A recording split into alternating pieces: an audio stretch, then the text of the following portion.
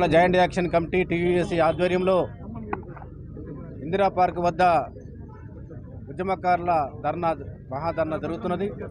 ఈ ధర్నాలో ప్రభుత్వాన్ని మేము ఒకటే రిక్వెస్ట్ చేస్తూ ఉన్నాం। ఎందుకంటే ప్రభుత్వమే ముందుకు వచ్చి 250 గజాల స్థలం ఇస్తామని చెప్పడం జరిగింది।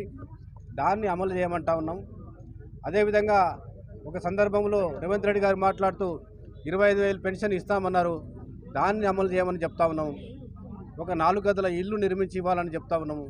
ఒక 100 ఎకరాలలో అమరుల స్మృతివనం ఏర్పాటు చేయాలంటున్నాము।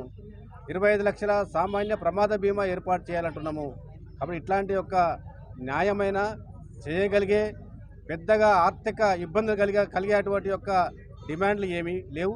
కాబట్టి న్యాయసమ్మతమైనటువంటి యొక్క మా డిమాండ్లని, ఉద్యమకారుల యొక్క డిమాండ్లని, కళాకారుల యొక్క డిమాండ్లని, అమరుల కుటుంబాల యొక్క డిమాండ్లని మీరు సానుభూతితో మీరు ఆల్రెడీ కూడా ఈ రోజున మొన్నటి ఎలక్షన్లలో అసెంబ్లీ ఎన్నికలు కావచ్చు, పార్లమెంట్ ఎన్నికలు కావచ్చు, మేము రాష్ట్రంలో ఉన్న ఉద్యమకారులం అందరం కూడా మరి కాంగ్రెస్ పార్టీకి సపోర్ట్ చేయాలి అని మేము చెప్పి చేయించడం కూడా జరిగింది।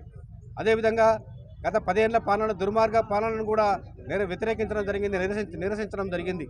కాబట్టి కాంగ్రెస్ పార్టీకి నిజంగా రేపు వచ్చేటువంటి యొక్క పంచాయతీ ఎన్నికలలో కానీ, అదేవిధంగా మున్సిపల్ ఎన్నికలలో కానీ, రేపు కార్పొరేషన్ ఎన్నికలలో కానీ కాంగ్రెస్ పార్టీ అఖండ మెజార్టీతో రావాలంటే ఉద్యమకారులకు మీరు ఏదో ఒకటి చేయాలి అని విజ్ఞప్తి చేస్తూ ఉన్నాము।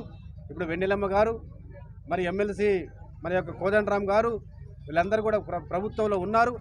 మేము రిక్వెస్ట్ చేస్తూ ఉన్నాం, అతి తొందరలో బట్టి గారితో ఒక మీటింగ్ కానీ, అదేవిధంగా ముఖ్యమంత్రి గారితో ఒక మీటింగ్ కానీ, మా అన్న శ్రీనివాస్ అన్న మేమందరం కూడా ఉంటాం।